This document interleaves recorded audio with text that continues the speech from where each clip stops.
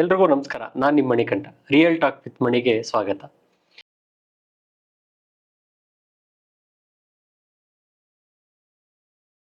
ಇವತ್ತೊಂದು ವಿಶೇಷವಾದಂಥ ಪಾಡ್ಕಾಸ್ಟ್ನಲ್ಲಿ ನಾವಿದ್ದೀವಿ. ಈ ಪಾಡ್ಕಾಸ್ಟ್ ಯಾವುದು? ಈಗ ಬಂದಿರುವಂಥ ಚಾತುರ್ಮಾಸದ ಪೂಜೆ ಬಗ್ಗೆ. ಹಾಗಾದರೆ ಚಾತುರ್ಮಾಸ್ಯ ಗುರುಗಳು ಮಾತ್ರ ಮಾಡೋದಾ, ಸ್ವಾಮೀಜಿಗಳು ಮಾತ್ರ ಮಾಡೋದಾ ಅಂತ ಪ್ರಶ್ನೆ ಬಂದರೆ ಯಾರ್ಯಾರು ಮಾಡಬೇಕು ಅನ್ನೋಂಥ ಪ್ರಶ್ನೆ ನಿಮ್ಮಲ್ಲೆಲ್ಲರಲ್ಲೂ ಮೂಡ್ತಿರುತ್ತೆ. ಅನೇಕ ಅನುಮಾನಗಳು ಕೂಡ ಮೂಡ್ತಿರೋವಂಥದ್ದಕ್ಕೆ ಇವತ್ತು ಒಂದು ಕ್ಲಾರಿಟಿ ತಗೊಳ್ಳುವಂಥ ಕೆಲಸ ನಾವು ಮಾಡ್ತಾಯಿದ್ದೀವಿ. ಹಾಗಾದರೆ ನಮ್ಮ ಜೊತೆ ಇರೋರು ಯಾರು? ಅವರು ಶ್ರೀ ಬಿಂದು ಮಾಧವ ಆಚಾರ್ಯ ಕೆರೂರು. ಸರ್ವಮೂಲ ಫೌಂಡೇಶನ್ ಅಂತ ಹೇಳಿ ಆ ಸಂಸ್ಥೆಯನ್ನು ಪ್ರಾರಂಭ ಮಾಡಿ ಸಾವಿರಾರು ಜನಕ್ಕೆ ದೇಶ ವಿದೇಶಗಳಲ್ಲಿ ಧಾರ್ಮಿಕವಾದಂಥ ಒಂದು ಆಧ್ಯಾತ್ಮಿಕವಾದಂಥ ಜ್ಞಾನವನ್ನು ಕೊಡೋರ ಕೆಲಸ ಮಾಡ್ತಿದ್ದಾರೆ. ಹಾಗಾದರೆ ಅವರ ಹಿನ್ನೆಲೆ ಏನು ಅನ್ನುವಂಥದ್ದನ್ನ ಅವರ ಮೂಲಕನೇ ಕೇಳೋಣ ಅಂತ ಹೇಳ್ತಾ ಇವತ್ತಿನ ಈ ಕಾರ್ಯಕ್ರಮಕ್ಕೆ ಶ್ರೀ ಬಿಂದು ಮಾಧವ ಆಚಾರ್ಯ ಅವ್ರನ್ನ ಸ್ವಾಗತ ಮಾಡ. ನಮಸ್ಕಾರ ಗುರುಗಳೇ, ಹೇಗಿದ್ದೀರಾ? ಚೆನ್ನಾಗಿದ್ದಾರೆ. ಮೊದಲನೇದಾಗಿ ಎಲ್ಲರೂ ಕೂಡ ಕೇಳ್ತಿರೋವಂಥದ್ದು ಬಿಂದು ಮಾಧವ ಆಚಾರ್ಯ ಅವರು ಯಾರು, ಏನು, ಅವ್ರು ಏನ್ ಮಾಡ್ತಿದ್ದಾರೆ ಅನ್ನೋದ್ರ ಬಗ್ಗೆ ನಿಮ್ಮ ಇಂಟ್ರೊಡಕ್ಷನ್ ಹೇಳ್ಬೋದು? ಶ್ರೀ ಗುರುಭ್ಯೋ ನಮಃ. ಹರಿ ಓಂ. ನಾನು ಪರಮ ಪೂಜ್ಯ ಪೇಜಾವರ ಶ್ರೀಪಾದ, ಉಡುಪಿಯ ಪೇಜಾವರ ಶ್ರೀಪಾದರಲ್ಲಿ, ವಿಶ್ವೇಶತೀರ್ಥ ಶ್ರೀಪಾದರಲ್ಲಿ ಅಧ್ಯಯನ ಮಾಡಿದ್ದು. ದ್ವೈತ ವೇದಾಂತದಲ್ಲಿ MA ಆಗಿದ್ದು. ಮತ್ತು ಈಗ ಲೌಕಿಕವಾಗಿ MTech ಬಿಟ್ಸ್ ಪಿಲಾನಿಯಲ್ಲಿ ಮಾಡಿದ್ದು. ನಂತರದಲ್ಲಿ AIML ಇತ್ಯಾದಿ ಅನೇಕ ಇವತ್ತಿನ ಸಾಫ್ಟ್ವೇರ್ ಇದರಲ್ಲಿ ಇದ್ದದ್ದು. ಸೊ ಹಾಗಾಗಿ ಈಗ ಒಂದು ಸರ್ವಮೂಲ ಅಂತಕ್ಕಂತಹ ಒಂದು ಸಂಸ್ಥೆಯನ್ನು ಪ್ರಾರಂಭ ಮಾಡಿ ಅನೇಕ ಜಿಜ್ಞಾಸುಗಳಿಗೆ ಇವತ್ತು ಸರ್ವಮೂಲಾದಿ ಪಾಠಗಳನ್ನು ಮತ್ತು ಕರ್ನಾಟಕ ಸಂಸ್ಕೃತ ಯೂನಿವರ್ಸಿಟಿಯ ಅನೇಕ ಕೋರ್ಸ್ಗಳಿಗೆ ಇವತ್ತು ದೇಶದಾದ್ಯಂತ ಅನೇಕ ಜನರಿಗೆ ಪಾಠವನ್ನು ಮಾಡ್ತಾ ಇದ್ದೇನೆ. ಮತ್ತು ಅದಕ್ಕೆ ತಕ್ಕಾಗಿರ್ತಕ್ಕಂತಹ ಪರೀಕ್ಷೆ ಇತ್ಯಾದಿಗಳನ್ನು ತಗೊಳ್ತಾರೆ. ಒಟ್ಟು ಒಂದು ಧಾರ್ಮಿಕವಾದಂತಹ ಒಂದು ಚಿಂತನೆಯಲ್ಲಿ ಇರಬೇಕು, ಆಧ್ಯಾತ್ಮ ಚಿಂತನೆಯಲ್ಲಿ ಇರಬೇಕು ಅನ್ನುವ ಒಂದು ಸಂಸ್ಥೆ. ಪರಮ ಪೂಜ್ಯ ಶ್ರೀ ನಮ್ಮ ವಿಶ್ವೇಶ್ವರ ತೀರ್ಥ ಸ್ವಾಮಿಗಳ ಬಗ್ಗೆ ಹೇಳಬೇಕು ಅಂತ ಕೇಳಿದ್ರೆ ಸಾಮಾಜಿಕ ಕ್ರಾಂತಿ ಬಗ್ಗೆ, ನನ್ನ ಮಡಿ ನನ್ನ ಮಠಕ್ಕೆ ಮತ್ತೆ ನನ್ನ ಭಕ್ತರಿಗೆ, ಅಲ್ಲಿ ಬಂದಿರೋರಿಗೆ. ಅದ್ರ ಹೊರಗಡೆ ನಾನು ಸಾಮಾಜಿಕವಾಗಿ ಎಷ್ಟೋ ಕೇರಿಗಳಿಗೆ ಹೋಗಿರುವಂಥದ್ದನ್ನು ಕೂಡ ನೋಡಿದೀವಿ, ಪತ್ರಿಕೆಗಳಲ್ಲಿ ನೋಡಿದ್ವಿ. ಎಷ್ಟೋ ಸಾಧು ಸಂತರುಗಳನ್ನ ನೋಡ್ರಿ, ಅವರ ಪರಮ ಶಿಷ್ಯರಾಗಿ ಅವರ ಜ್ಞಾನವನ್ನ ಜನಕ್ಕೆ ತಲುಪಿಸುವಂತ ಕೆಲಸ ನೀವು ಮಾಡ್ತೀರಿ. ಹಾಗಾದ್ರೆ ನಮ್ಮ ವಿಶ್ವೇಶ್ವರ ತೀರ್ಥ ಸ್ವಾಮಿಗಳ ಬಗ್ಗೆ ಮಾತಾಡೋದಿದ್ರೆ ನೀವು ನೋಡಿದಂತ ಸ್ವಾಮಿಗಳ ಬಗ್ಗೆ. ಖಂಡಿತವಾಗಿಯೂ ತುಂಬ ಸ್ವಾಮಿಗಳ ಹೆಸರನ್ನು ಕೇಳಿದಾಗ ನಮಗೆ ಮೊದಲು ಬರೋದು ಮೈ ರೋಮಾಂಚನವಾಗತ್ತೆ. ಒಂದು ಚುರುಕುತನ, ಒಂದು ಸಮಾಜದ ಬಗ್ಗೆ ಕಳಕಳಿ, ಮತ್ತು ಯಾರಾದರೂ ಬಂದರೆ ಯಾವ ರೀತಿ ನಾನು ಸಹಾಯ ಮಾಡಿ, ಎಷ್ಟು ಮಾಡಿದ್ರೂ ಅವ್ರಿಗೊಂದು ತೃಪ್ತಿ ಅಂತ ಅನ್ನೋದು ಇರೋದಿಲ್ಲ. ಹಾಗಾಗಿ ಒಂದು ನಮ್ಮ ಇವತ್ತೇನು ಶಾಸ್ತ್ರಗಳಲ್ಲಿ ನಾವು ಹೇಳ್ತಾ ಇರ್ತೇವೋ, ನಮ್ಮ ಒಂದು ಯಾವತ್ತೂ ಹೇಳ್ತಾ ಇದ್ದಿದ್ದು ನಾನಾ ಜನಶ ಶುಶ್ರೂಷಾ ಕರ್ತವ್ಯ ಕರವನ್ವಿತೆ ಅಂತ ಮಧ್ವಾಚಾರ್ಯರು ಹೇಳಿದಂತಹ ಒಂದು ಮಾತು. ಅದನ್ನು ಅಕ್ಷರಶಃ ಇವತ್ತು ಜಗತ್ತಿಗೆ ತಲುಪಿಸಿದಂತಹ ಒಂದು ಲಿವಿಂಗ್ ಲೆಜೆಂಡ್ ಅಂತ ನಾವು ಇಂಗ್ಲೀಷ್ನಲ್ಲಿ ಹೇಳಿದರೆ ತಪ್ಪಾಗ್ಲಿಕ್ಕಿಲ್ಲ. ಹಾಗಾಗಿ ಅಂತಹ ಒಂದು ಸುಮಾರು ಇವತ್ತು ಬೇರೆ ಬೇರೆ ಲೆಜೆಂಡ್ಗಳನ್ನು ನಾವು ನೋಡ್ತೇವೆ. ಆದರೆ ಅವ್ರು ಹೇಳೋದೇ ಬೇರೆ, ಮಾಡೋದೇ ಬೇರೆ ಇರುತ್ತೆ. ಆದರೆ ತಾವು ಏನು ಹೇಳ್ತಾ ಇದ್ದಾರೋ ಅದನ್ನು ಕಾರ್ಯಾಚರಣೆಗೆ ತಂದಂತಹ ಒಬ್ಬ ಮಹಾಪುರುಷರು. ಅವರೆಲ್ಲ ನಾವು ಅವ್ರ ಜೊತೆಗಿದ್ದೇವೆ, ಅವರ ಒಡನಾಟ ನಮ್ಮೆಲ್ಲರ ಜೊತೆಗಿತ್ತು, ನಾವು ನೋಡಿದ್ದೇವೆ, ಕೇಳಿದ್ದೇವೆ ಅಂತಂದರೆ ಅದು ನಮ್ಮ ದೊಡ್ಡ ಸೌಭಾಗ್ಯ. ಇನ್ನೊಂದು ಹೇಳೋದಾದರೆ, ನಾವು ಹಿಂದಿನ ಕಾಲದಲ್ಲಿ ರಾಘವೇಂದ್ರ ಸ್ವಾಮಿಗಳು, ವ್ಯಾಸರಾಜರು, ಅನೇಕರ ಪುರಂದರದಾಸರು, ಅಂತಹ ಅನೇಕ ವಿಜಯದಾಸರು, ಅಂತಹ ಅನೇಕ ದಾಸರನ್ನ ನಾವು ನೋಡಿರ್ತೇವೆ, ಅಂದರೆ ಕೇಳಿರ್ತೇವೆ. ಅಂತಹ ಮಹಾತ್ಮರ ಜೊತೆಗೆ ನಾವು ಇಲ್ವಲ್ಲ ಅಂತನ್ನುವಂತಹ ಕೊರಗಿದ್ರೆ ಅಕಸ್ಮಾತ್ ಯಾರು ಸ್ವಾಮಿಗಳ ಜೊತೆಗೆ ಇದ್ದಾಗ ಅವ್ರ ಬಗ್ಗೆ ಗೊತ್ತಾಗತ್ತೆ. ಹಾಗಾಗಿ ಅವರ ಹೆಸರು ಹೇಳಿದ ತಕ್ಷಣ ಒಂದು ರೀತಿಯಾದಂತಹ ಮೈ ರೋಮಾಂಚನವಾಗತ್ತೆ. ಸಮಾಜದ ಬಗ್ಗೆ ಇರ್ತಕ್ಕಂತಹ ಅವರಿಗೆ ಕಳಕಳಿ ಹೇಗಿತ್ತು ಅಂತ. ನಾನು ಒಂದು ಸೆಕೆಂಡ್ PUC ಅನ್ಸುತ್ತೆ, ನಾನು ಆ ಸಮಯದಲ್ಲಿ ಒಂದು ಗಣಪತಿಯನ್ನ ಕುಣಿಸಿರ್ತೀವಿ, ಒಂದು ಸಣ್ಣ ಏರಿಯಾ. ಆಗ ನಾ ಸೆಕೆಂಡ್ PUC ಅಂದ್ರೆ ಏಜ್ ನಿಮ್ಗೆ ಗೊತ್ತಿರುತ್ತೆ. ಆಗ ನಾವು ಗುರುಗಳನ್ನ ಕೇಳ್ತೀವಿ ಚಾತುರ್ಮಾಸ್ಯಕ್ಕೆ ಬಂದಾಗ, ಗುರುಗಳೇ ನೀವು ನಮ್ಮ ಗಣಪತಿಗೆ ಬರ್ಬೋದಾ ಅಂತ.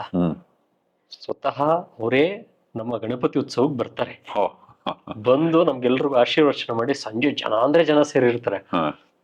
ಅವ್ರಿಗೆ ಆರೋಗ್ಯನೂ ಸರಿಯಿರಲ್ಲ, ಆಗ ನೆಬುಲೈಸ್ ತಗೊಂತಾರಂತ ಸಮಯ. ಬಂದು ಆಶೀರ್ವಾದ ಮಾಡ್ಬಿಟ್ಟು, ಅಂದ್ರೆ ಸಣ್ಣವ್ರಿಗೂ ಕೂಡ ಗೌರವ ಕೊಡ್ತಿದ್ದು ಕಣ್ಣಾರೆ ನೋಡಿದೀನಿ. ಅದರಿಂದ ಗುರುಗಳ ಶಿಷ್ಯರಾಗಿ ತಮ್ಮ ಹತ್ರ ನಾನು ಕೇಳುವಂತ ಒಂದು ಸೌಭಾಗ್ಯ ನಮ್ಗೆ ಸಿಕ್ಕಿದೆ ಅನ್ನೋಂಥದ್ದು ಗುರುಗಳ ಪ್ರೇರಣೆ ಇರ್ಬೋದು ಅಂತ ಅನ್ಸುತ್ತೆ. ಖಂಡಿತ. ನನ್ನ ಪ್ರಶ್ನೆ, ನಾವು ಚಾತುರ್ಮಾಸ ಅಂತ ಪದ ಕೇಳಿದ್ದೆ ಪೂಜ್ಯ ಪೇಜಾವರ ಶ್ರೀಗಳಿಂದಾನೆ. ನಾನು ಕೇಳಿದ ಪದ ಹಂಗಾರೆ ಚಾತುರ್ಮಾಸ ಯಾವುದು, ಏನು? ಸಾಮಾನ್ಯವಾಗಿ ಮಾನವನಾಗಿ ಬಂದಾಗ ನಮ್ಮೆಲ್ಲರ ಗುರಿ ಏನಿರುತ್ತೆ? ಮೋಕ್ಷ ಅಂತ. ಇವತ್ತು ಯಾವುದೇ ಧರ್ಮ ಹೇಳಿ, ಧರ್ಮ ನಿಮ್ಮ ಗುರಿ ಏನು? ಮೋಕ್ಷವನ್ನು ತಲುಪಬೇಕು ಅಂತ. ಮೋಕ್ಷ ಅಂದರೆ ಒಂದು ಡೆಸ್ಟಿನೇಷನ್, ಒಂದು ಗುರಿ ಅಂತ. ಆ ಗುರಿ ತಲುಪಬೇಕಾದ್ರೆ ಸಾಮಾನ್ಯವಾಗಿ ನಮ್ಗೆ ಏನು ಬೇಕಾಗುತ್ತೆ? ಒಂದು ವಾಹನ ಬೇಕು ಅಲ್ವಾ? ಸೊ ವಾಹನ ಬೇಕು. ಆ ವಾಹನಕ್ಕೆ ಚಕ್ರಗಳು ಬೇಕು. ಇವತ್ತು ನೀವು ಕಾರ್ ತಗೊಳ್ಳಿ, ಸ್ಕೂಟರ್ ತಗೊಳ್ಳಿ, ಏನಾದ್ರು ತಗೊಳ್ಳಿ. ಹಾಗಾಗಿ ಆ ಎರಡಕ್ಕೂ ಸಹಿತ ಏನಾಗುತ್ತೆ ಅಂದ್ರೆ, ಈಗ ಮಿನಿಮಮ್ ಏನ್ ಬೇಕು? 2 ಚಕ್ರಗಳು ಬೇಕೇ ಬೇಕು ಅಲ್ವಾ? ಹಾಗಾಗಿ 2 ವೀಲರ, 4 ವೀಲರ, 6 ವೀಲರ, 8 ವೀಲರ್ ಅಂತ.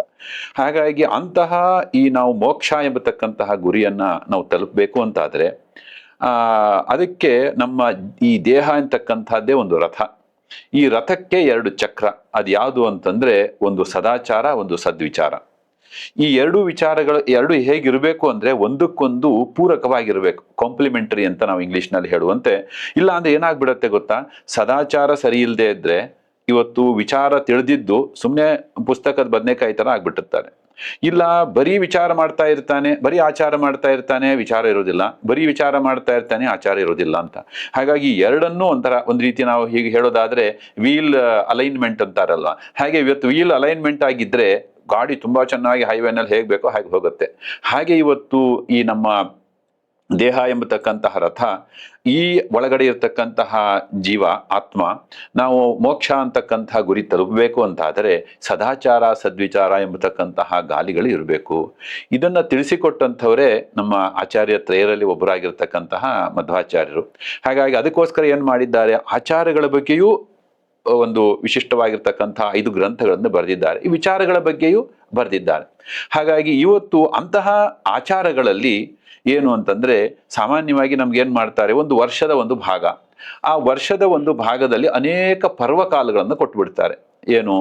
ದಿನದಲ್ಲಿ ಪರ್ವಕಾಲಗಳು, ಒಂದು ತಿಂಗಳಲ್ಲಿ ಪರ್ವಕಾಲಗಳು, ವರ್ಷದಲ್ಲಿ ಪರ್ವಕಾಲಗಳು, 4 ವರ್ಷದಲ್ಲಿ ಪರ್ವಕಾಲಗಳು. ಏನು ಪರ್ವಕಾಲಗಳು? ಪವಿತ್ರ ದಿನಗಳು ಅಂತಂದ್ರೆ ಏನರ್ಥ? ನಮ್ಮನ್ನು ಪವಿತ್ರರನ್ನಾಗಿ ಮಾಡುತ್ತೆ ಅಂತ ಅರ್ಥ. ಹೇಗೆ ಅಂದ್ರೆ, ಇವತ್ತು ಈ ದಿನದಲ್ಲಿ ಪರ್ವಕಾಲಗಳು ಯಾವುದು ಅಂತಂದ್ರೆ, ಸಾಮಾನ್ಯವಾಗಿ ನಾವು ಭಗವಂತನ ಬಗ್ಗೆ ನಾವು ಇವತ್ತು ಜಪ ಪೂಜೆ ಇತ್ಯಾದಿ ಎಲ್ಲ ಮಾಡಬೇಕು ಅಂದ್ರೆ ಸಂಧ್ಯಾಕಾಲ ಅಂತ ಕರಿತೇವೆ. ಅದು ನಾವು ಬೇರೆ ಸಮಯದಲ್ಲಿ ಮಾಡೋದಕ್ಕಿಂತಲೂ ಸಂಧ್ಯಾಕಾಲದಲ್ಲಿ ಮಾಡಿದಾಗ ಅದು ಹೆಚ್ಚು ವೀರ್ಯವತ್ತರು ಮತ್ತು ಫಲವತ್ತಾಗಿ ನಮಗೆ ಫಲವನ್ನು ಕೊಡುತ್ತೆ. ಅದೇ ರೀತಿಯಾಗಿ 15 ದಿವಸಗಳಿಗೆ ಬರ್ತಕ್ಕಂಥದ್ದು ಏನು ಅಂತಂದ್ರೆ, ಅದೊಂದು ಏಕಾದಶಿ ಅಂತಕ್ಕಂಥದ್ದು. ಅದೇನ್ ಮಾಡತ್ತೆ? ನಮ್ಮ ಅನೇಕ ವಿಧವಾಗಿರ್ತಕ್ಕಂತಹ ಪಾಪಗಳನ್ನ ಕಳೆದು ನಮ್ಮನ್ನ ಒಂದು ಶುದ್ಧಿಯನ್ನಾಗಿ ಮಾಡಿ ನಮ್ಗೆ ಸದಾಚಾರದಲ್ಲಿ ನಿಡುವಂತೆ ಮಾಡುತ್ತೆ. ಅದೇ ರೀತಿಯಾಗಿ ಒಂದು ವರ್ಷದಲ್ಲಿ ಅದು ಒಂದು ಈ ಚಾತುರ್ಮಾಸ ಅಂತಂದ್ರೆ ಅನೇಕ ವಿಧವಾಗಿರ್ತಕ್ಕಂತಹ ಈ ಧಾರ್ಮಿಕ ಕಾರ್ಯಕ್ರಮಗಳನ್ನ ಮಾಡಲಿಕ್ಕೆ ಅದು ಒಂದು ವಿಶಿಷ್ಟವಾಗಿರ್ತಕ್ಕಂತಹ ಕಾಲ. ನೀವು ಕೇಳಿದ್ರಿ ಪ್ರಶ್ನೆನ, ಅದ್ಯಾಕೆ ಇದೇ 4 ತಿಂಗಳು ಯಾಕೆ ಮಾಡಬೇಕು ಅಂತ ಪ್ರಶ್ನೆ. ಸಾಮಾನ್ಯವಾಗಿ ನಾವು ಒಂದು ವರ್ಷದಲ್ಲಿ 2 ಭಾಗ ಮಾಡ್ತೇವೆ. ಒಂದು ಉತ್ತರಾಯಣ, ಇನ್ನೊಂದು ದಕ್ಷಿಣಾಯನ ಅಂತ. 2 ಸೆಮಿಸ್ಟರ್ ಇದ್ದಂತೆ. ಉತ್ತರಾಯಣ ಕಾಲ ಏನು? ಸಾಮಾನ್ಯವಾಗಿ ನಾವು ಗೃಹ ಪ್ರವೇಶ, ಮದುವೆ, ಮುಂಜಿ ಇತ್ಯಾದಿಗಳಲ್ಲಿ ಎಲ್ಲ ನಮ್ಮ ಉತ್ಸವಗಳೇ ಇರ್ತವೆ. ಆದರೆ ಆಗ ಈ ದಕ್ಷಿಣಾಯನ ಕಾಲದಲ್ಲಿ ಏನಾಗುತ್ತೆ ಅಂದ್ರೆ, ಸಾಮಾನ್ಯವಾಗಿ ದೇವತೆಗಳಿಗೆ ಒಂದು ದಿವಸ, ಒಂದು ವರ್ಷದ ಏನು ಅಂತಂದ್ರೆ ಅದು 1 ದಿವಸ ಇದ್ದಂತೆ. ಉತ್ತರಾಯಣ ಹಗಲಿನ ಕಾಲ, ದಕ್ಷಿಣಾಯನ ಬಂದು ಅದು ರಾತ್ರಿಯ ಕಾಲ. ಹಾಗಾಗಿ ರಾತ್ರಿಯ ದೇವತೆ ಬಂದು ಹೇಳ್ತಾರೆ, ದೇವತೆಗಳೆಲ್ಲ ಇನ್ನ ಇದಾಗ್ಬಿಡ್ತಾರೆ, ಭಗವಂತನು ಸಹಿತ ನಾನು ಯೋಗ ನಿದ್ರೆಯಲ್ಲಿ ಇರ್ತಾನೆ.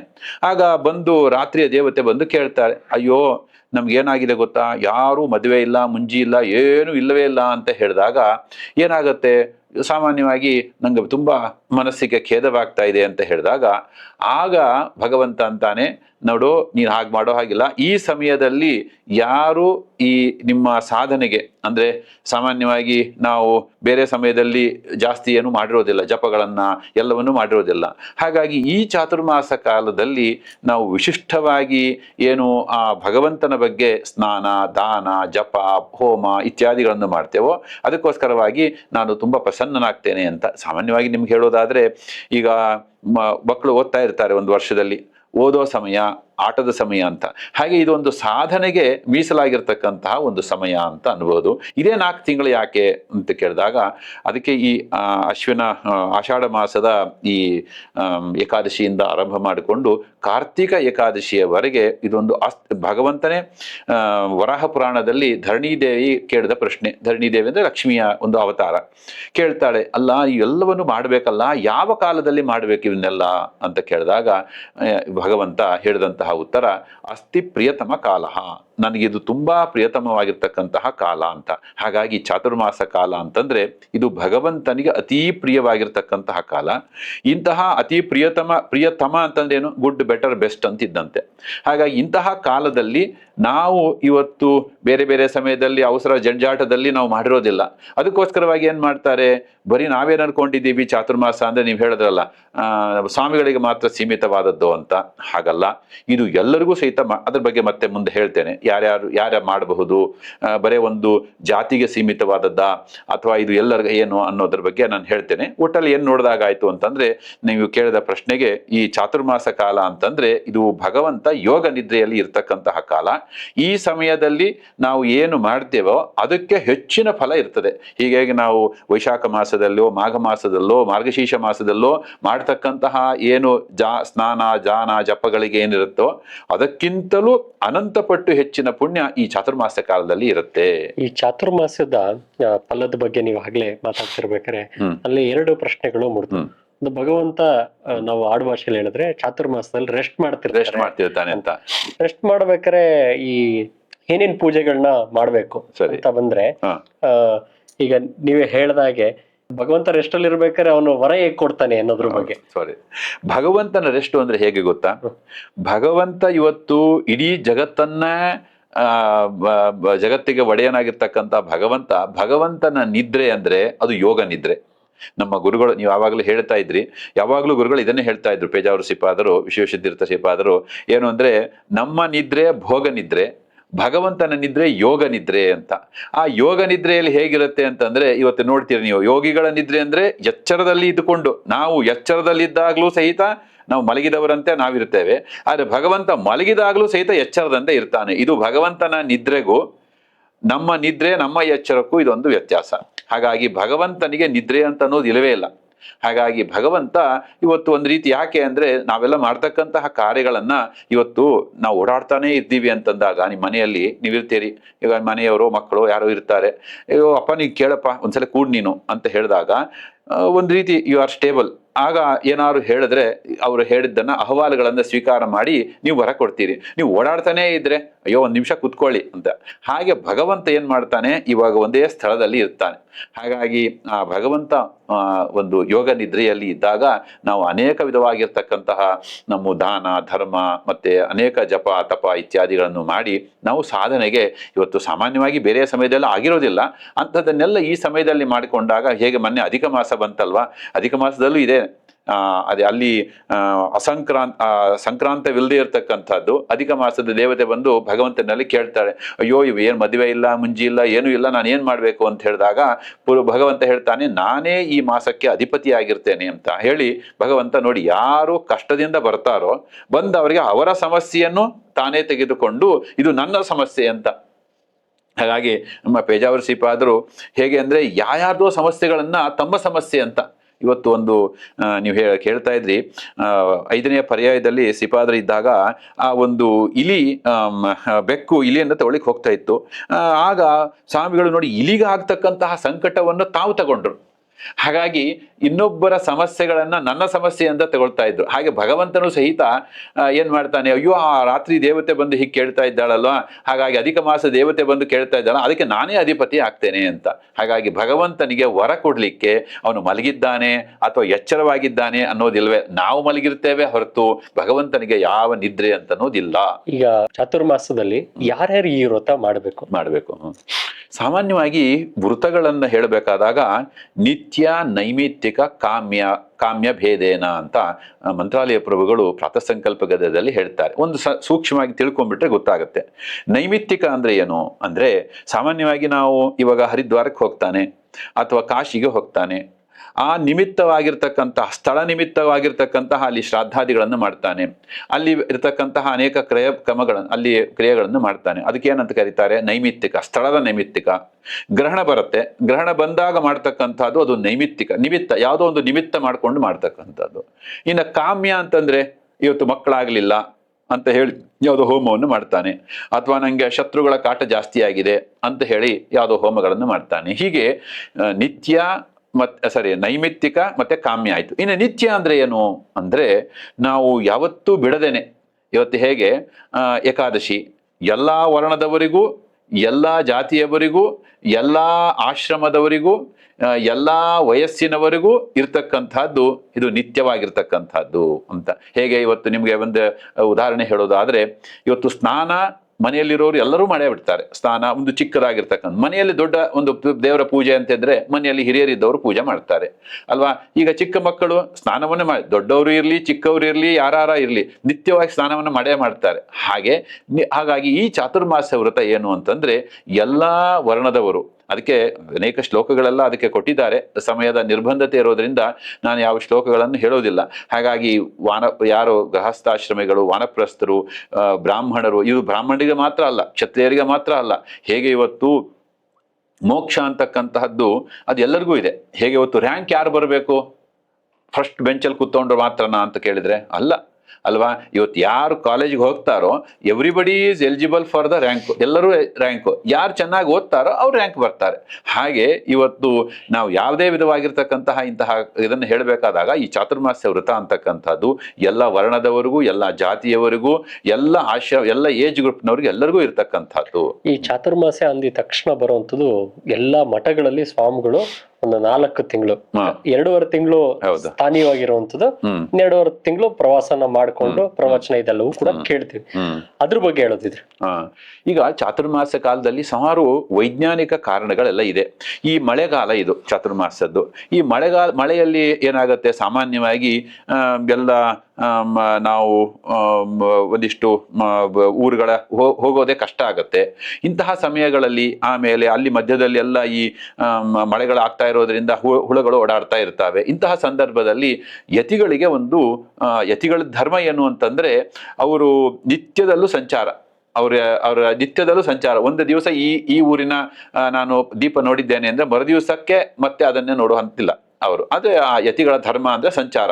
ಅದಕ್ಕೆ ಹೇಳ್ತಾರೆ, ಯಾಕೆ ಅಂದ್ರೆ ಭಾಗವತದಲ್ಲಿ ಒಂದು ಮಾತು ಬರ್ತದೆ, ಅನುಗ್ರಹ ಏವ ಚರಂತಿ ನೂನಂ ಭೂತಾನಿ ಭವ್ಯಾನಿ ಜನಾರ್ದನಸ್ಯ ಅಂತ. ಅಂದ್ರೆ ಬೇರೆ ಬೇರೆ ಊರುಗಳಿಗೆ ಹೋಗಿ ಒಂದೇ ಊರಲ್ಲಿ ಇದ್ರೆ ಏನಾಗತ್ತೆ, ಎಲ್ಲಾ ಜನರಿಗೂ ಸಿಗೋದಿಲ್ಲ. ಹಾಗಾಗಿ ಈ ಸಮಯದಲ್ಲಿ ಮಾತ್ರ ಯತಿಗಳಿಗೂ ಸಹಿತ ನೀವು ಒಂದೇ ಸ್ಥಳದಲ್ಲಿ ಇದ್ದುಕೊಂಡು, ಯಾಕೆಂದ್ರೆ ಸಂಚಾರದಲ್ಲಿದ್ದಾಗ ಪಾಠಗಳು, ಪ್ರವಚನಗಳು, ಯಾರ ಆಧ್ಯಾತ್ಮಿಕ ಸಂದೇಶ ಇತ್ಯಾದಿ ಏನೂ ಆಗೋದಿಲ್ಲ. ಅದಕ್ಕೋಸ್ಕರವಾಗಿ ಏನ್ ಮಾಡ್ತಾರೆ ಅಂದ್ರೆ, ಒಂದು ಸ್ಟಾಟಿಕ್ ಆಗಿ ಒಂದು ಸ್ಥಳದಲ್ಲಿ ಇದ್ದು ಆ ಊರಿನ ಮತ್ತೆ ಅಲ್ಲಿ ಇರ್ತಕ್ಕಂತಹ ಎಲ್ಲ ಸಜ್ಜನರಿಗೆ ಒಂದು ಆಧ್ಯಾತ್ಮಿಕವಾದ ಸಂದೇಶ, ಪಾದಪೂಜೆ, ಮುದ್ರಾಧಾರಣೆ ಇತ್ಯಾದಿ ಅನೇಕ ಸಾತ್ವಿಕ ಹೋಮಗಳು ಇತ್ಯಾದಿಯನ್ನು ಮಾಡಿಕೊಂಡು ಆ ಊರಿನಲ್ಲಿ ಒಂದು ಜಾಗೃತಿಯನ್ನು ಮಾಡ್ಲಿಕ್ಕೋಸ್ಕರವಾಗಿ ಈ ಯತಿಗಳು ಈ 2 ತಿಂಗಳವರೆಗೆ, ಅಂದ್ರೆ 4 ತಿಂಗಳು ಅಂತ ಇರೋದು, ಆದ್ರೆ ಪಕ್ಷೋವೈಮಾಸ ಅಂತಂದ್ರೆ ಒಂದು 4 ಪಕ್ಷಗಳು. ಆ 4 ಪಕ್ಷಗಳು ಅಂತಂದ್ರೆ 15 ದಿವಸದ್ದು ಅಂತ ತಿಳಿದಾಗ ಆಗ ನಮ್ಗೆ ಈ 4 ತಿಂಗಳಲ್ಲಿ ಆ ಯತಿಗಳು ಅಲ್ಲಿ ಚಾತುರ್ಮಾಸ್ಯಕ್ಕೆ ಕೂತ್ಕೊಳ್ತಾರೆ ಅಂತ. ಹಾಗಾಗಿ ಸಾಮಾನ್ಯವಾಗಿ ಓಡಾಡೋದು ಕಮ್ಮಿ, ಯಾಕಂದ್ರೆ ಮಳೆ ಇರ್ತದೆ. ಮಳೆಯಲ್ಲಿ ಇವತ್ತು ನಾವು ಸಹಿತ ಹಾಗೆ ಅಲ್ವಾ, ಮನೆಯಲ್ಲಿ ಇವತ್ತು ಯಾರೋ ಆಫೀಸಿಗೆ ಹೋಗ್ಬೇಕು ಅಂದ್ರೆ ಮಳೆ ಬರ್ತಾ ಇದೆ, ವರ್ಕ್ ಫ್ರಮ್ ಹೋಮ್ ಮಾಡ್ತೇನೆ ಅಂತ ಅಲ್ವಾ. ಹಾಗೆ ಇವತ್ತು ಮಳೆಯಲ್ಲಿ ಹೋದಾಗ ನಮಗೆ ಸಮಯ ವೇಸ್ಟ್ ಆಗ್ತದೆ. ಆಮೇಲೆ ಅಲ್ಲಿಂದ ಇವನು ಬಟ್ಟೆ ತೊಯಿಸ್ಕೊಂಡು ಹೋಗಿ ಹೀಗೆಲ್ಲ ಆಗ್ತಾ ಇರುತ್ತೆ. ಹಾಗಾಗಿ ನಾವು ಜಗತ್ತಿನಲ್ಲಿ ಹೇಗೆ ಕಂಡಿದ್ದೇವೋ ಹಾಗೆ ಇವತ್ತು ಅದಕ್ಕೆ ನೀವೆಲ್ಲ ಹೋಗಿ ಇಷ್ಟು ಕಷ್ಟ ಪಡಬೇಡಿ, ಅದಕ್ಕೋಸ್ಕರ ಎಲ್ಲಿ ಇರ್ತೀರಲ್ವಾ ಅಲ್ಲೇ ಇದ್ದುಕೊಂಡು ನಿಮ್ಮ ಸಾಧನೆಯನ್ನು ಮಾಡಿ ಅಂತ ಇದು ಈ ಪ್ರಶ್ನೆಗೆ ಉತ್ತರ. ಈ ಚಾತುರ್ಮಾಸ ಶುರು ಆಗ್ತಿದ್ದಾಗೆ ಮುದ್ರಾಧಾರಣೆ ಅನ್ನುವಂಥದ್ದು ಸಾಮಾನ್ಯವಾಗಿ 2 ವಿಧವಾಗಿರ್ತಕ್ಕಂತಹ ಆಚರಣೆಗಳು ನಮ್ಮಲ್ಲಿದೆ. ಒಂದು ಪ್ರಾರಂಭ, ಈ ಆಷಾಢ ಏಕಾದಶಿ ಎಂದು ಪ್ರಾರಂಭ, ಕಾರ್ತಿಕ ಏಕಾದಶಿ ಎಂದು ಸಮಾಪ್ತಿ. ಅದಕ್ಕೆ ಭಗವಂತ ಮಲಗುವುದು, ಅದಕ್ಕೆ ಶಯನಿ ಏಕಾದಶಿ ಅಂತ. ಇನ್ನೊಂದು ಉತ್ಥಾನ ದ್ವಾದಶಿ, ಪ್ರಬೋಧೋತ್ಸವ ಅಂತ ಮಾಡ್ತಾರೆ. ಹಾಗಾಗಿ 2 ಪ್ರಮುಖವಾಗಿರ್ತಕ್ಕಂಥದ್ದು, ಎಲ್ಲಾ ಜಾತಿಯವರಿಗೂ ಕಡ್ಡಾಯವಾಗಿರ್ತಕ್ಕಂಥದ್ದು ಏನು ಅಂದ್ರೆ ತಪ್ತ ಮುದ್ರಾಧಾರಣೆ ಅಂತ. ಏನಿದು ತಪ್ತ ಮುದ್ರಾಧಾರಣೆ ಅಂದ್ರೆ, ನಿಮ್ಗೆ ಲೌಕಿಕವಾಗಿ ಹೇಳೋದು ಅಂತ ಆದ್ರೆ ಯಾವುದೋ ಈ ಒಂದು ನೀವು ಒಂದು ಕಾರನ್ನು ನೋಡ್ತಿರೋ, ಸ್ಕೂಟರ್ ನೋಡ್ತಿರೋ, ನೋಡಿದ ಕ್ಷಣಕ್ಕೆ ನಿಮ್ಗೆ ಏನಂತ ಗೊತ್ತಾಗುತ್ತೆ? ಫಸ್ಟ್ ನೋಡ್ತಾರೆ ಇದು ಯಾವ ಗಾಡಿ ಅಂತ ನೋಡಿದಾಗ, ಯಾವ ಸ್ಟೇಟಿನ ಗಾಡಿ ಅಂತ ನೋಡಿದಾಗ ನೀವೇನ್ ನೋಡ್ತೀರಿ? ಅಲ್ಲಿರ್ತಕ್ಕಂತಹ KA01 MH ಅಥವಾ TN ಅಥವಾ KL ಏನೋ ನೋಡ್ತೀರಿ. ನೋಡಿದಾಗ ಓ ಇದು ಇಂತಹ ಸ್ಟೇಟದ ಗಾಡಿ ಅಂತ. ಹಾಗಾಗಿ ಇವತ್ತು ಭಗವಂತ ಅಂತಾನೆ ಯಾರೋ ಅಲ್ಲ ನೋಡ್ತಾ ಇರ್ತಾನೆ. ನಾನು ಯಾರಿಗೆ ನಾನು ಅನುಗ್ರಹ ಮಾಡಬೇಕು ಅಂತ ನೋಡಿದಾಗ ನಾವು ಸಹಿತ ನಮಗೊಂದು ಏನಾದ್ರೂ ಒಂದು ಚಿಹ್ನೆ ಇತ್ತು ಅಂತ ಆದ್ರೆ ಆ ಚಿಹ್ನೆಯಿಂದ ದೇವತೆಗಳು ಅಂತಾರೆ ಇವನು ವಿಷ್ಣು ಭಕ್ತ ಇದ್ದಾನೆ.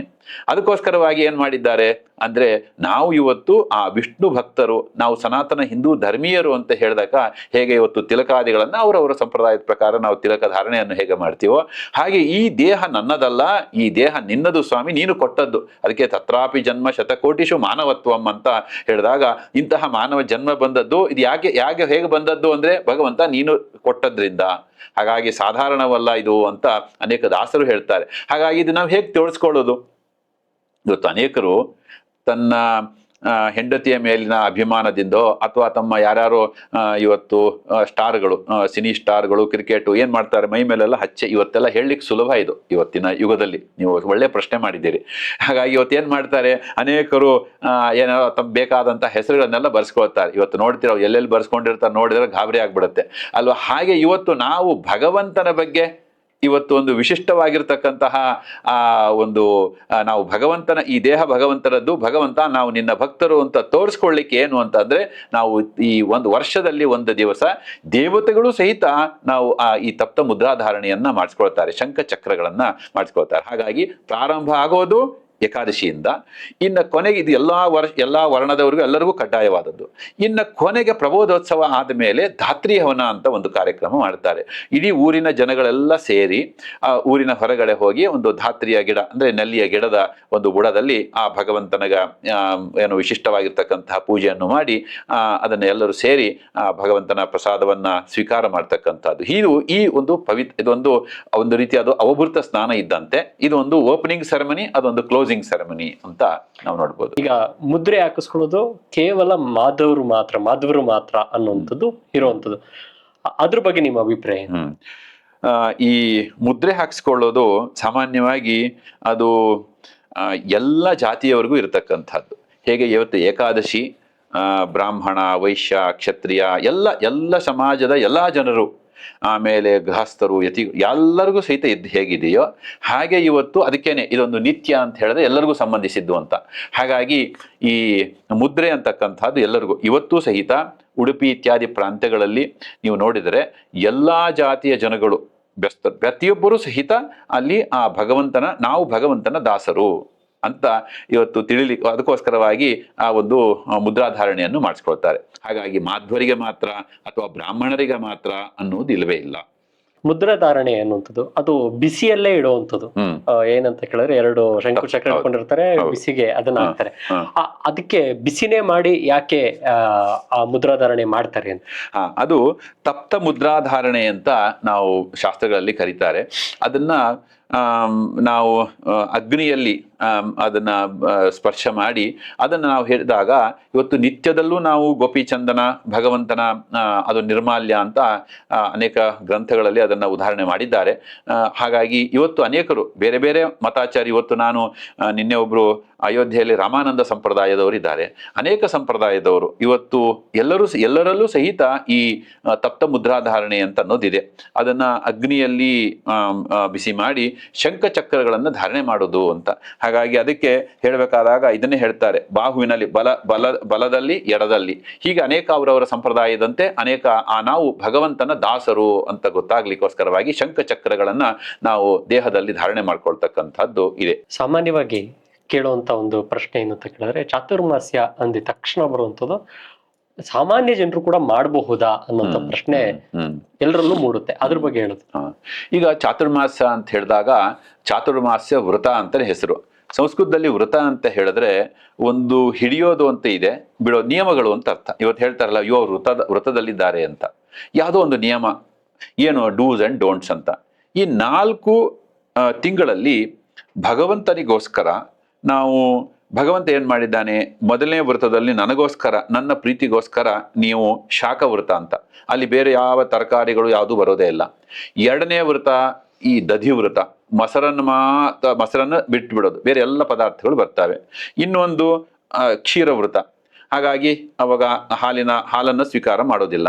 ಇನ್ನು ಕೊನೆಗೆ ದ್ವಿದಳ ಧಾನ್ಯಗಳನ್ನ ಅಂದ್ರೆ ಬೇಳೆಗಳು ಅದ್ಯಾವುದು ಬರೋದಿಲ್ಲ, ಬರೀ ಗಡ್ಡೆ ಗೆಣಸುಗಳು ಮಾತ್ರ. ಹಾಗಾಗಿ ಇದು ಸಹಿತ ಎಲ್ಲಾ ವರ್ಣದವರು ಮಾಡ್ತಕ್ಕಂಥದ್ದು. ನಾನು ನೋಡ್ದೇನೆ, ಅನೇಕರು ಇವತ್ತು ಚಾತುರ್ಮಾಸ್ಯ ಕಾಲದಲ್ಲಿ ಈ ಎಷ್ಟು ಪವಿತ್ರವಾಗಿರ್ತಕ್ಕಂಥದ್ದು ಕಾಲ ಅಂತಂದ್ರೆ, ನಾರದರು ಭಾಗವತದಲ್ಲಿ ಒಂದು ಮಾತು ಬರ್ತದೆ, ಏನು ಅಂದ್ರೆ ನಾರದರಿಗೆ ಈ ಭಗವಂತನ ಸೇವೆ ಮಾಡ್ತಕ್ಕಂತಹ ಯೋಗ ಬರ್ಲಿಕ್ಕೆ ಕಾರಣ ಏನು ಅಂತಂದ್ರೆ, ಅವರು ಚಾತುರ್ಮಾಸ್ಯ ಕಾಲದಲ್ಲಿದ್ದಾಗ ಋಷಿಗಳು ದುರ್ವಾಸರ ಒಂದು ಆ ಸೇವೆಯನ್ನು ಮಾಡ್ತಾ ಇದ್ರು, ಅವರ ತಾಯಿ ಮತ್ತು ಅವರು ಸೇರಿ. ಹಾಗಾಗಿ ಅದರ ಸೇವೆಯ ಚಾತುರ್ಮಾಸ ಕಾಲದಲ್ಲಿ ಒಬ್ಬ ಯತಿಗಳ ಸೇವೆ ಮಾಡಿದ್ದರ ಪ್ರಭಾವದಿಂದ ಅವರಿಗೆ ಮುಂದೆ ಬ್ರಹ್ಮದೇವರ ಮಾನಸ ಪುತ್ರರಾಗಿ ಹುಟ್ಟಿ ಆಮೇಲೆ ಅನೇಕ ದೇವಲೋಕದಲ್ಲಿ ಆ ಭಗವಂತನ ಬಗ್ಗೆ ಹೇಳ್ತಕ್ಕಂತಹದ್ದೊಂದು ಇದು ಬಂತು ಅಂತ. ಹಾಗಾಗಿ ಚಾತುರ್ಮಾಸ ಕಾಲದಲ್ಲಿ ನಾವು ಭಗವಂತನಿಗೋಸ್ಕರವಾಗಿ 2 ವಿಧವಾಗಿರ್ತಕ್ಕಂತಹ ವ್ರತಗಳು. ಒಂದು ಈ ಆಹಾರದ ನಿಯಮಗಳು. ಸಾಮಾನ್ಯವಾಗಿ ಏನ್ ಮಾಡ್ತಾರೆ, ಇವತ್ತು ಸಹಿತ ನಾನು ನೋಡಿದ್ದೇನೆ, ಅನೇಕರು ಆಹಾರ ಶುದ್ಧಿ ಇದ್ದರೆ ನಮ್ಮ ಸತ್ವ ಶುದ್ಧಿ ಇರ್ತದೆ. ಇದು ನಮ್ಮ ದೇಹ ಅಂತಕ್ಕಂಥದ್ದು ಒಂದು ಪಾತ್ರೆ ಇದ್ದಂತೆ. ಈ ಪಾತ್ರೆಯಲ್ಲಿ ಇದು ನಾವು ಯಾವುದೇ ಒಂದು ವಸ್ತುವನ್ನ, ಒಂದು ಪದಾರ್ಥವನ್ನು ಹಾಕಿ ಕಾಯಿಸಬೇಕು ಅಂದ್ರೆ ಪಾತ್ರೆ ಶುದ್ಧಿ ಇದ್ರೆ ಮಾತ್ರ ಹಾಲು ಚೆನ್ನಾಗಿರುತ್ತೆ, ಅಥವಾ ನೀವೇನು ಅಡಿಗೆ ಮಾಡ್ತೀರೋ ಚೆನ್ನಾಗಿರುತ್ತೆ. ಪಾತ್ರೆಯೇ ಸರಿ ಇಲ್ಲದೆ ಇದ್ರೆ ನಾವು ಮಾಡ್ತಕ್ಕಂಥದ್ದು ಏನಾಗಿರುತ್ತೆ, ಏನು ಸರಿ ಇರೋದಿಲ್ಲ. ಹಾಗಾಗಿ ಇದೊಂದು ದೇಹವನ್ನ ಶುದ್ಧಿ ಮಾಡ್ಕೊಳ್ತಕ್ಕಂತಹ ಒಂದು ಕಾಲ. ಹಾಗಾಗಿ ಅದಕ್ಕೆ ಆಹಾರದ ನಿಯಮಗಳನ್ನು ಹೇಳಿದ್ದಾರೆ. ಹಾಗಾಗಿ ಮೊದಲನೇ ತಿಂಗಳು ಯಾವುದೇ ವಿಧವಾಗಿರ್ತಕ್ಕಂತಹ ಯಾವ ತರಕಾರಿಗಳನ್ನು ತೋಡೋ ಹಾಗಿಲ್ಲ. ಆಮೇಲೆ ಹೀಗೆ ಅನೇಕ. ಹಾಗಾಗಿ ಚಾತುರ್ಮಾಸದಲ್ಲಿ ಈ ಎಲ್ಲ ಆಹಾರದ ನಿಯಮಗಳನ್ನ, ಅದಕ್ಕೆ ಭಾಗವತದಲ್ಲಿ ಒಂದು ಮಾತು ಬರ್ತದೆ, ಯಾರು ವಿಶೇಷವಾಗಿರ್ತಕ್ಕಂತಹ ಸಾಧಕರು ಯಾರು ಅಂತಂದ್ರೆ, 2 ಇಂದ್ರಿಯಗಳು ಪ್ರಮುಖವಾಗಿ ಇದನ್ನ, ಒಂದು ಜಿಹ್ವಾ ಚಾಪಲ್ಯ, ಇವತ್ತು ಮನುಷ್ಯ ಒಂದು ಜಿಹ್ವಾ ಚಾಪಲ್ಯ, ಇನ್ನೊಂದು ಜನನೇಂದ್ರಿಯ. ಈ 2 ಯಾರು ತನ್ನ ಹದ್ದುಬಸ್ತಿನಲ್ಲಿ ಇಟ್ಕೊಂಡಿರ್ತಾನೋ ಅವನಿಗೆ ಏನಾಗಿರುತ್ತೆ ಅಂದ್ರೆ, ಜಗತ್ತಿನಲ್ಲಿ ಏನು ಬೇಕೋ ಅದನ್ನು ಆಳಬಹುದು. ಈ 2ರ ಲೋಲುಪನಾಗಿಬಿಟ್ಟ ಅಂತಂದ್ರೆ ಇವತ್ತೇನಾಗ್ಬಿಡ್ತದೆ, ಮನುಷ್ಯ ತಾನೂ ಅಲ್ಲ. ಅದಕ್ಕೆ ಸುಂದರಕಾಂಡದಲ್ಲಿ ಹೇಳ್ಬೇಕಾದಾಗ ರಾವಣನಿಗೆ ಇವತ್ತೇನು ಹೇಳ್ತಾರೆ ನೋಡಿ, ಅಷ್ಟು ಸಪುತ್ರ ಮಿತ್ರ ಬಾಂಧವೋ ವಿನಾಶಮಾಶು ಯಾಸ್ಯಸಿ ಅಂತ. ಹಾಗಾಗಿ ಇವತ್ತೇನ್ ಮಾಡ್ತಾನೆ, ತಾನು ಒಬ್ಬನೇ ಅಲ್ಲ. ಇವತ್ತು ನಾವು ಅನೇಕ ಇದರಲ್ಲಿ ರಾಜಕಾರಣಿಗಳಲ್ಲಿ ನಾವು ನೋಡ್ತೇವೆ, ಯಾರು ಈ 2ರ ಬಗ್ಗೆ ಸರಿಯಾಗಿರ್ತಾರೋ ಆಗ ಅವರು ಅನೇಕ ವಿಧವಾಗಿರ್ತಕ್ಕಂತಹ ತಾವು ಏನ್ ಬೇಕೋ ಅದು ಮಾಡಬಹುದು ಮತ್ತು ಯಾವುದೇ ವಿಧವಾಗಿರ್ತಕ್ಕಂತಹ ಸಾಧನೆಯನ್ನು ಮಾಡಬಹುದು. ಈ ಚಾತುರ್ಮಾಸ ಕಾಲದಲ್ಲಿ ನಾವು ಈ ಜನನೇಂದ್ರಿಯಕ್ಕೆ ಮತ್ತು ಜಿಹ್ವಾ ಚಾಪಲ್ಯಕ್ಕೆ ಸಂಬಂಧಿಸಿದಂತೆ ಒಂದು ದೇಹದ ಕ್ಲಿನಿಸಿಂಗ್ ಪ್ರೊಸೆಸ್ ಅಂತ. ಇವತ್ತು ಸಾಮಾನ್ಯವಾಗಿ ನಾವು ಏನೇನೋ ತಿಂತಾ ಇರ್ತೇವೆ ಅಲ್ವಾ. ಹಾಗಾಗಿ ಕೆಲವರು, ಇವತ್ತು ನಾನು ನೋಡಿದ್ದೇನೆ, ಅನೇಕರು ಮಾಂಸಾಹಾರಿಗಳು ಆಗಬಹುದು, ಅನೇಕರು ಈ ಶ್ರಾವಣ ಮಾಸದಲ್ಲಿ ತಗೊಳ್ಳೋದಿಲ್ಲ, ಚಾತುರ್ಮಾಸದಲ್ಲಿ ನಾವು ತಗೊಳ್ಳೋದಿಲ್ಲ ಅಂತ. ಹಾಗಾಗಿ ಚಾತುರ್ಮಾಸ ಅಂತಕ್ಕಂಥದ್ದು ಒಂದು ಪರಮ ಪವಿತ್ರವಾಗಿರ್ತಕ್ಕಂತಹ ಕಾಲ. ಈ ಕಾಲದಲ್ಲಿ ನಿಷಿದ್ಧವಾಗಿರ್ತಕ್ಕಂಥದ್ದು, ಯಾಕೆ ನಿಷಿದ್ಧ ಅಂದ್ರೆ ನಮ್ಮ ಮನಸ್ಸಿನ ಮೇಲೆ ಪರಿಣಾಮ ಬೀರುತ್ತೆ. ಹಾಗಾಗಿ ನಾವು you are what you eat ಅಂತ ನಮ್ಮ ಇಂಗ್ಲಿಷ್ನಲ್ಲಿ ಒಂದು ಗಾದೆ ಇದೆ.